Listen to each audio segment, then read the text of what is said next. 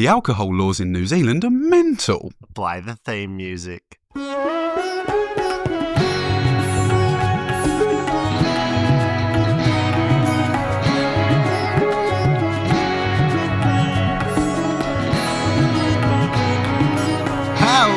and welcome to this episode of Tripology. I'm Alun and I'm here with the ever holy Adam. Mate, I'm holy in a few ways this week. It's Easter weekend, as we know. I've been celebrating this weekend, but I've also got a few new holes in my face. Yeah, holy with an E. Holey. I've noticed you posting on the Instagram as if you're trying to break some sort of Guinness World Record. You've got all kinds of piercings up your face. You want to talk about it? Well, I think so. There's been a couple of comments on the old gram down in the DMs. What do we think? Is it cringe? Am I too old? Is it a midlife crisis? I am choosing not to comment. Our Instagram I see as a very holy place to talk about travel, to talk about the adventure into the beyond. You've chosen it to be a very holy place where you show pictures of your face with all sorts of holes in. Yeah, I mean, a lot of people won't know this. I mean, even you, because our friendship is only sort of 4 years old at this point. But I did have my nose pierced when I was a lot younger. When I was cool, back when I was in my early 20s. Got myself a couple of earrings as well, just to go with it. In for a penny, in for a pound, as we say in the UK.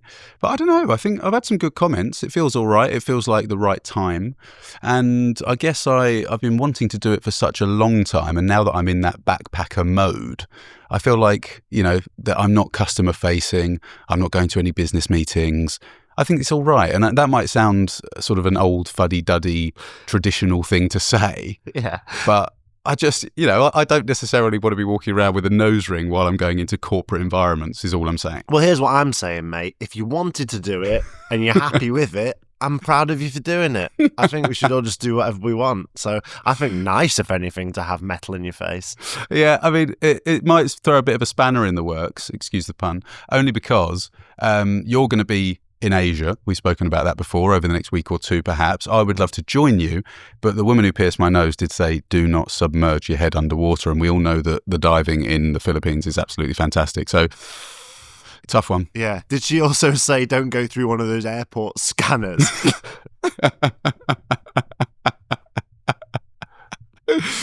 No, I mean, it's fine. It is something to take care of. It is a bit of a burden, especially if you're sleeping in dorms and, moving around hostels and that kind of stuff. It can be quite difficult to keep clean. But I'm doing my best. I think it looks all right. Well, honest opinion, do you hate it? Well, my honest opinion is that your camera's not quite high definition enough for me to see it. Oh, so let me get close to see if I can get the light shining on it. This bloody massive lamp that I've been lugging around the whole of Auckland for 2 weeks. I think it's lovely, Adam. Nice, like I said, to get metal in your face. How else has it been going? Your time in New Zealand is soldiering on. I mean, the audience couldn't help but notice that I'm still here in a house in Scotland. So not yet on the road again, but you've been gallivanting enough doing travel for both of us. I have. I mean, I've not been doing that much outside of Auckland. Auckland's become a place that's been incredibly easy to stay. We've mentioned a few times on the show places like Ponsonby, really nice neighbourhood that's, maybe akin to something you might find in Melbourne or Sydney perhaps. Just been spending a lot of time in cafes, mate. Just got a fantastic group of people at the hostel, and I want to take the time to say this on air because you would expect, and I know that you've felt this many times over, that living in hostels for such a long time, you do meet a lot of people that tell you travel stories around the world, and they say, oh, I ended up staying there for 3 months because we just had a really good group of people at the hostel. It was like a family and we just all ended up staying there. However, I don't think I've felt that as many times as you would expect. But at this hostel in Auckland, I'm having a great time. I really, really like it. There's a massive group of us French people, and we're all speaking French, and I'm improving my French, and it's just lovely. It's a really nice atmosphere in there. Friends who pierce together, stay together, and you and your budding pals in Ponsonby. I like the sound of that, mate. Any little activities you've been getting up to? It's been Easter weekend. That's exciting. I just spent it sort of waking up, perhaps eating a small piece of chocolate in the shape of an egg, celebrating the resurrection of what can only be described as Christ. So I think, I'd like to hear what you did. I mean, it has been a few weeks since we mentioned religion on the podcast, and we do like to do that periodically. periodically. I've been feeling itchy. You're a great person to ask, because Easter weekend, now we do celebrate it in the UK, typically, as you've said, with some chocolate. What else goes on? For the kids, you do like an Easter egg hunt, perhaps? Yeah, you can hide Easter eggs all over the garden. In my family, famously, once my brother picked up an Easter egg, it had a slug on it. It sent him into such a terror that the whole of Easter cascaded into sort of a mollusk-fearing ceremony. What else happens? I mean, we just celebrate the idea of rebirth, the coming of spring, the idea of new things sort of emerging all over the world. Okay, so that's what it is. There's no church going in your house on a Sunday. There's no mass or sermon or any other word that you can fit in that's vaguely religious. I don't really know much about it. A church, a sermon, a mass, a celebration, a kind of event with candlelight and priests. No, we don't do any of that in my house. We just sort of maybe vaguely think about the idea of rebirth over, a morning egg. So in a very English way, I mean, we celebrated it over Easter weekend with some French and some English people in the only way we know how to celebrate anything, which is to drink a lot of alcohol. Ah, yeah, okay, of course. I mean, it has to be said, during the Last Supper on Good Friday, actually, I think he did the supper on Thursday. Good Friday was the day where he actually went up to the hill. Jesus did partake of wine, so drinking alcohol may not actually be a terrible way to sort of remember that moment. I'm not sure you're allowed to say that. Well, this is where it gets really interesting, because I do want to preface this by saying, both you and me, I'm going to put words in your mouth here, that we like to respect the culture, the location that we're in. We completely understand that the location that we're in is experiencing us. We want to minimize our impact. We want to blend in. We want to, appreciate whatever. However, when it's somewhere like New Zealand, which feels quite close to home in terms of its culture, yeah. But hang on.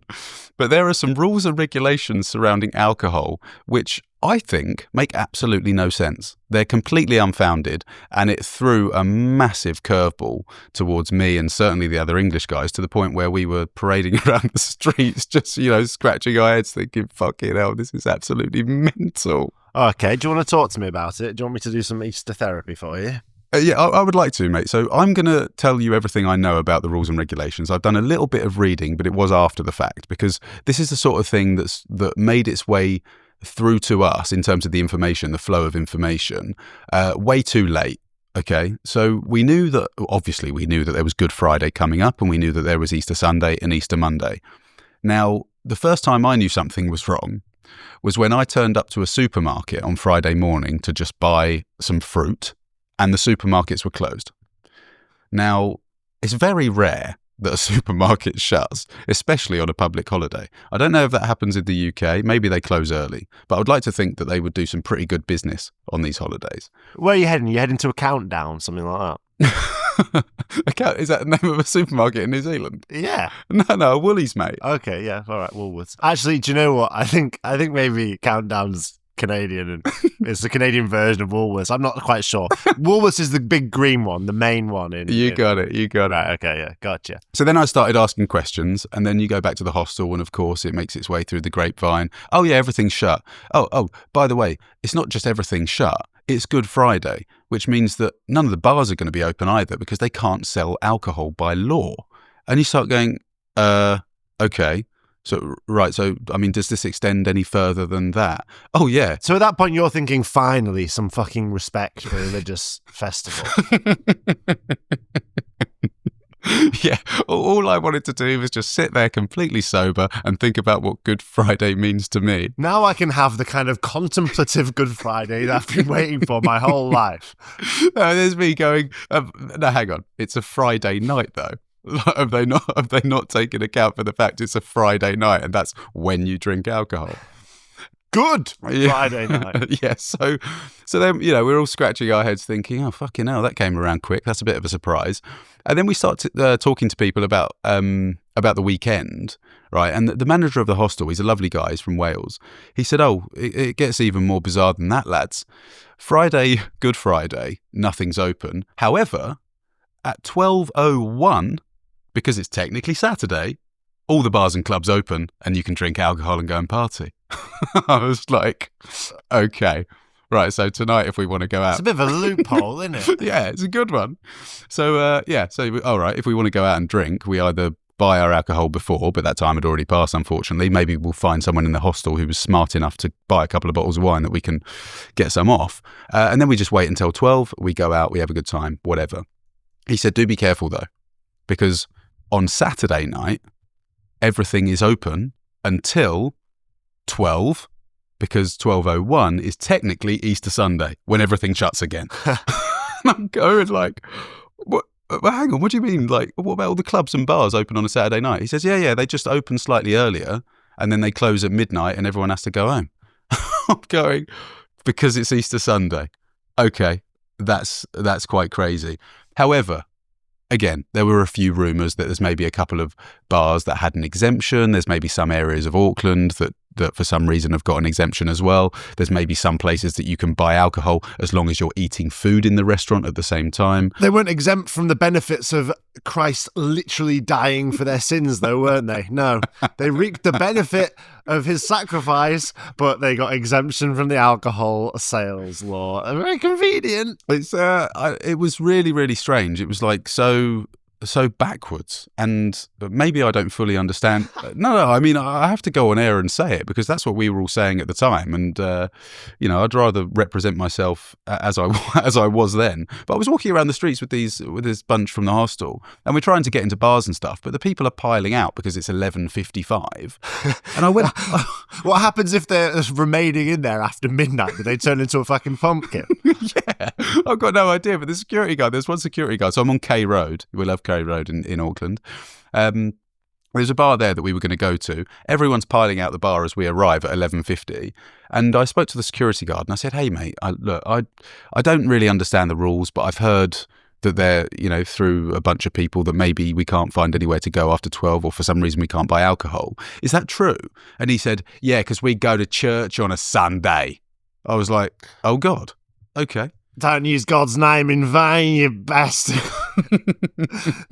Well, listen, what do you say to your detractors that say, New Zealand historically is a country that worships Christianity, that Easter is a special day in Christianity, and perhaps, take a day off the drinking in reverence to the Lord? Well, I read an article, and maybe you can correct me if I'm wrong, but I read an article just this morning, actually. There's written by, I believe he was someone involved in the church. I don't know if he's a reverend or what, but he says absolutely nowhere in the Bible does it say that you are prohibited from drinking alcohol on religious holidays. So I'm not too sure where I stand with it. I mean, it certainly screwed over my night. Perhaps in hindsight, it was a good thing. But I went to a little convenience store along K Road just after that, just to see if I could try and charm some alcohol. Nothing doing, unfortunately, because I think they get a hefty fine if they sell alcohol outside of the hours they're allowed. And I spoke to a woman there and I said, yeah, it's just, really strange for me. It's maybe a little bit of a culture shock that we're in this time where the government are like rationing when we can, or certainly enforcing rules that stop us from buying alcohol at certain times. I was thinking, hang on, is this the pandemic? Are we like back in COVID again?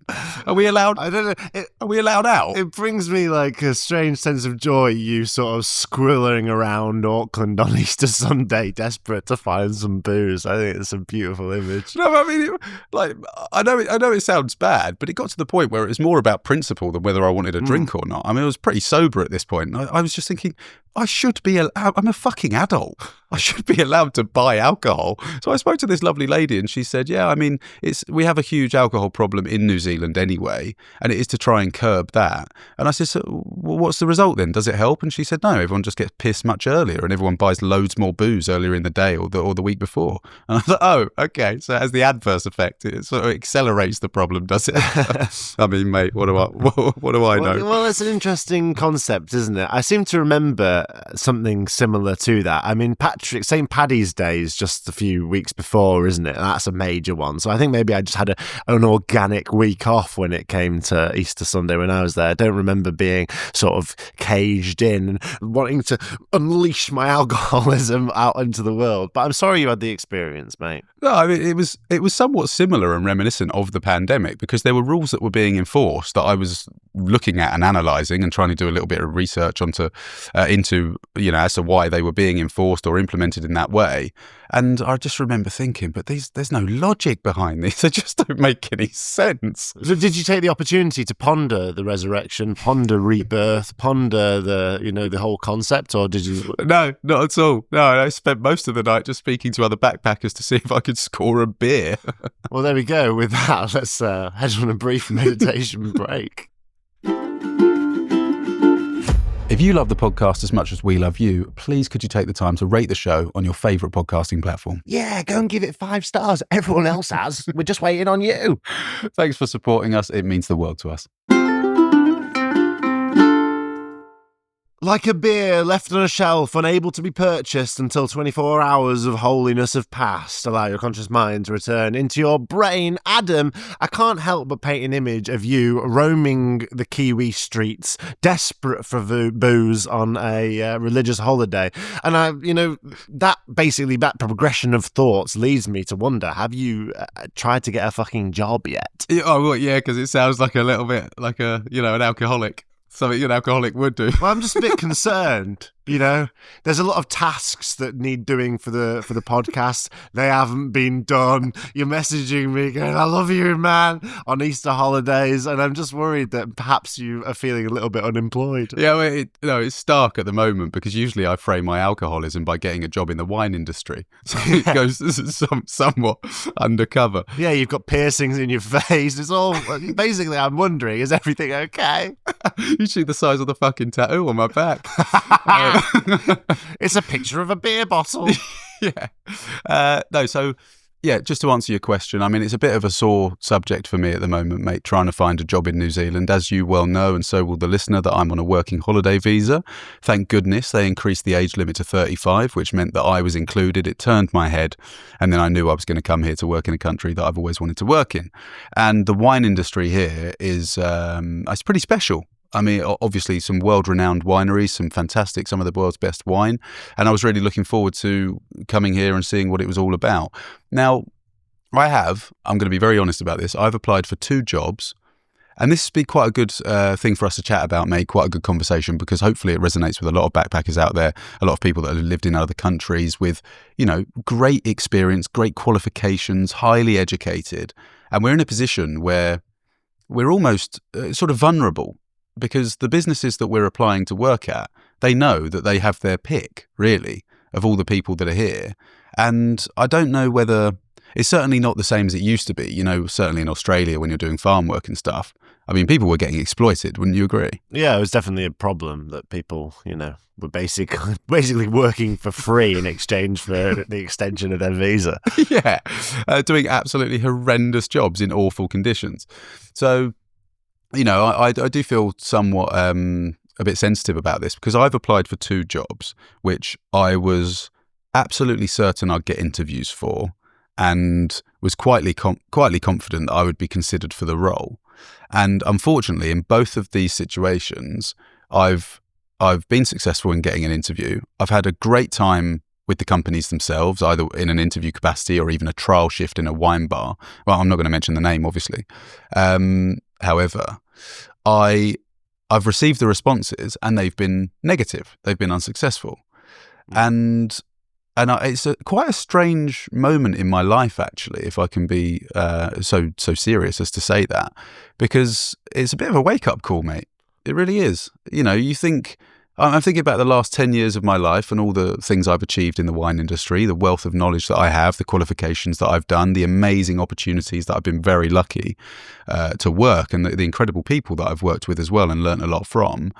But at the end of the day, I mean, it comes down to someone's decision in a new business, and you've got like a finite amount of time, not just to get that job in particular, but you're looking at your bank balance, especially in a country in New Zealand. It's just going down and down and down and down. And you go in there with good intentions. You think, God, I'm so perfect for this job. The job description is almost as if they've written a description of me. And then the answer comes back and it's like, yeah, thanks, but no thanks. We're going to move in another direction, and, good luck to you. And you think, oh shit. Back to square one. Yeah, okay, so how has that made you said that it was making you feel a bit reflective. In what way, do you think? I just think that I was so sure of myself and so confident. And, I would have loved to have thought that that I would have been considered for those roles very seriously, and maybe I was, but it's not as easy as I thought it would be. And I guess maybe it's delusions of grandeur to a certain extent. To just say something like, pretty honest, we've got it quite good, haven't we? We've got it quite good when it comes to trying to find jobs in English-speaking countries. We've already got the upper hand. I mean, you're incredibly talented when it comes to your diverse range of skills, your technical ability, the fact you're a musician. Obviously, you're incredibly smart. You've got qualifications, and all that sort of stuff. So you would have hoped you'd be. When you're going for a bar job, I mean, fucking hell, give us a break. Yeah, it was something a lot of backpackers worry about, mate. It was like their CV essentially becomes one great big gap. So many gaps, they all merge together like a huge chasm. And we wonder, are we, still as employable as we once were? All that sort of stuff. So it's worth us talking about. You've come to me, you've said, Alan, I'm feeling a bit reflective, I'm struggling to get work.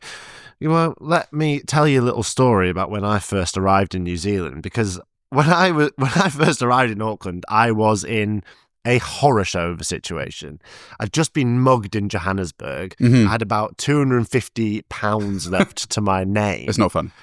Yeah, I was in a terrible state, and luckily a friend let me sleep on their sofa. Mm-hmm. I was applying for all kinds of jobs. I applied for cafes, for bars. I tried to apply for this place selling hot tubs. Okay. And I thought, yeah, there's this thing that happens when you're applying for jobs and you're desperate for work. And my account was dwindling to the only asset I had was that my friend was letting me sleep on her sofa.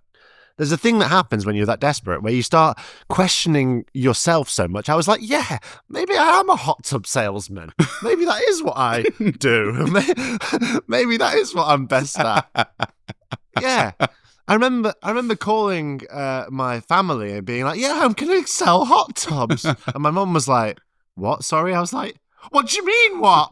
Is that not what I am? So weird things happen. And it got to the stage where my friend said, hey, my housemates have been talking and, we really would like this living room space back now. And, oh, God. You've been here for a few weeks. So next week you're going to have to move out. Oh, yeah. Wow. And I was now I was eating into an overdraft. I'd tried to do everything, man, and I moved into a new place, used the last of my money as a security deposit, and then rent was coming up due in like 4 weeks' time. Yeah, wow. And it basically got to a point where I walked into a music shop and I said, just can I speak to the owner of the company? Mm-hmm. And got a meeting with the owner of this company. Yeah. And I essentially said to him, I'm at Last Chance Saloon and I really need this job. If you give me a shot, I will be a great asset to you. I will do whatever it takes to be the best salesman you have. Like, please just give me this shot. I desperately need to start yesterday. Yeah, wow. Amazing. And he said, okay, I'll think about it. Oof. And I was like, oh man. And I left the shop. And he left the shop and he went to his car and I was walking the other way and I was thinking, God, what the fuck am I going to do? I have no money. And he called to me, went, Alan. And I turned around and it was like a movie. I was like, yes. I turned around and he said, would you like a Red Bull from my car? And I went, no, I wouldn't. I would like a job, please. Long story short, he called me that evening. I started the next day. Oh, beautiful. Got paid just in time to pay rent. I paid my first rent 1 day late. And then, I went on to be promoted within that company, move stores, become one of their best sellers. And that guy who offered me the Red Bull became like a surrogate, like pop to me in New Zealand. He really looked after me and it was a great job. So, I mean, what's the moral of that story? I keep trying, I guess, man. I was in a really, really bad spot and eventually, just with sheer tenacity and a little bit of humility, I ended up getting it done. Totally. I mean, desperate times call for desperate measures and we're not necessarily in that situation at the moment. It's not panic stations by any means. But I guess a lot of backpackers will go through this kind of psychological, if I can call it that. It's like an emotional thing, and it's very specific to moving countries, being on working holiday visas and trying to get work in other countries, maybe where you don't necessarily know the market. And of course we're subject to things like visa restrictions. I mean, maybe, I don't know, but maybe the person who got the job ahead of me is a Kiwi, and so they don't have to worry about, them leaving in a year or two or whatever it might be. But the bird, not the nationality. But I think in these times, you've got to think about the bigger picture, think about the reason you're here, and get out your own way a little bit. Because I think I was quite guilty of walking in there thinking, well, hang on, I've got to be the perfect guy for the job, haven't I? And things seemingly went well, and I got on with everyone that I met. And, a couple of days later, when the email comes through and says, I'm really sorry, but you weren't successful, thanks ever so much for your time, you think, well, I mean, how could it have been any better? But well, would it be of help to you? You are my best friend. I love you to bits. I believe you're one of the most employable people ever. Would you like to do a role play interview to practice your skills? Because I've got experience getting work in New Zealand. Perhaps, we could talk it through. Yeah, I mean, this is going to be a great learning experience for me in particular, and hopefully the listener will learn something about how to do an interview completely unfucking scripted, Alan. Okay, Adam, you've come here to me in New Zealand. Why do you want the job, mate?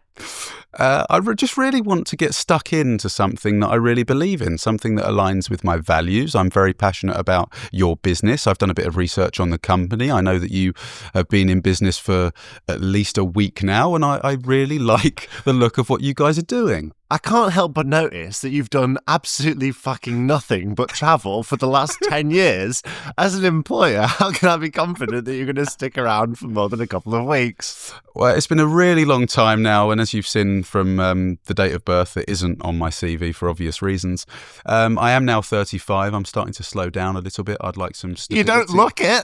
I'd like some... I'd like some predictability and a routine. I just want to, like I said, I really would like to apply myself, and your company just seems like a fantastic opportunity for me to do something that I truly believe in. We've had a quick Google of your name. We can't help but be concerned by the fact that it seems like you have a full-time job as a podcaster already. Are you going to have enough time for this business? I will have enough time. I absolutely will. And that's because you have my word that I will not sleep a wink. Ever. Okay. Until I have improved your social media following. I will use all of my skills, my knowledge and my expertise surrounding social media to make sure that you have at least 3 stories a week, perhaps some Instagram reels. I can't see a problem, Adam. I think you'd be hired by me. So I think maybe just clip that. Send that to an employer via email and say, don't worry, I've done all the work for you regarding the interview process as well. Do you know, right, I don't know if I've told you this, but we did have a chat actually a few months back, and we were talking about me working in New Zealand and, how I would approach these interviews and stuff. And live in the interview in real time, I put on my CV something about, having a knowledge of social media and what have you, because that was your recommendation. You were a fantastic friend in doing so. And they picked up on that and they said, oh yeah, what have you done before then? And I, puffed my chest out and I thought, I've got a travel show and, run it with my best friend and we release an episode every week and all this kind of stuff. And they immediately jumped into the exact sort of question that that sounds like a lot of work. I mean, it's fantastic that you've done that, but I'm not sure that you'll be able to commit the sort of time that we may need for the role. How do you feel about that? And, tripology is always going to come up trumps, right? If anything gets in that. Yeah, best not to say that in the interview, though. Just start singing the theme tune loudly and backing out of the room. Yeah. If you need me to do any announcements, I can definitely take care of those. I've got a pretty good microphone. My friends describe me as wholly informative, energetic, articulate, just listing the adjectives. For the first interview, anyway, I hadn't even had my nose pierced at this point, so it wasn't that. Well, that's why you didn't get it, mate. Well, you think I should have gone in there with a nose piercing? But yeah, I want to say this, mate. I really just want to say that I feel it's difficult for backpackers. It's difficult for people that travel on working holiday visas, especially, let's take a moment to appreciate the non-native English speakers that come here, whether they're from, any country in Europe or even further afield, where they've bothered to learn English to an incredibly high level. To the level that allows them to then work in other jobs. And we're incredibly lucky as two people that come from the UK with qualifications that are recognised around the world. But when you've got people that are so highly qualified, far more than I am, definitely, and then they take it as an opportunity maybe to take their foot off the gas and do something pretty casual that they enjoy, or they just take it on the chin and swallow the fact that in order to live in New Zealand, they have to take a bar job. And I think that is... on the one hand, it's quite humbling, but on the other hand, I think hats off to you. What an amazing decision to try and, in order to obtain this experience, you need to get out your own way and just, make a couple of sacrifices. Yeah, I mean, it's a discrepancy, isn't it, between a way that the working holiday visa scheme is perceived and the way that the government that enforces it perceives it. Yeah. No spoilers because, I'll talk about it on subsequent episodes, but I've recently been applying for a working holiday visa.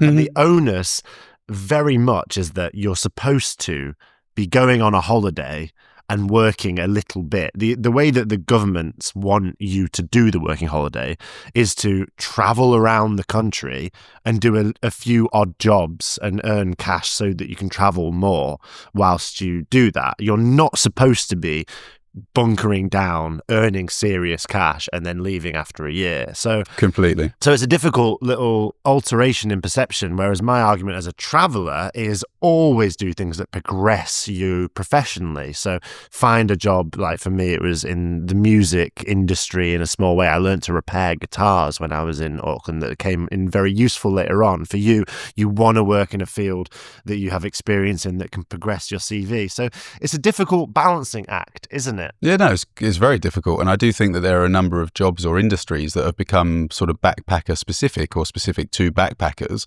And maybe that's, perpetuated by the fact that locals in whichever country we're, talking about in that context, that you just don't get the local people of that country doing those jobs. And maybe they're the low-level, entry-level admin jobs in an office setting, or maybe they're bar jobs, or certainly in Australia, or for Australians, they're quite famous for working lots of ski jobs, whether that's over in Japan or Canada even, or even in Europe, right? They do all the bar jobs and all the ski hill jobs. So, I would just, on the one hand, I understand. I mean, it makes complete sense that that's the way things work.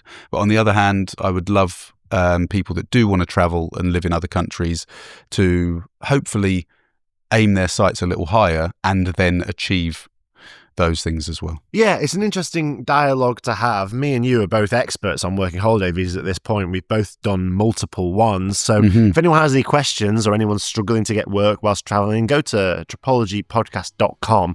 There's a form on there. You can send us a message. We'll reply. We'll have a dialogue about it.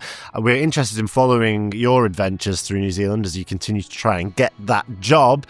So we'll hear about that on future weeks. We certainly will, mate. There's also some cool stuff going up on Instagram all the time at Tropology Podcast. And now, if you don't mind, we'll go over to the Lost and Found section where I'm going to tell Alun another story about me not being able to purchase alcohol again. Oh, the Lost and Found section. It's available on patreon.com/Tropology Podcast. Comes out 24 hours early for as little as $1. You can hear it. Okay, baby, let's go off on an adventure. We'll see you all next week. See you there. Bye.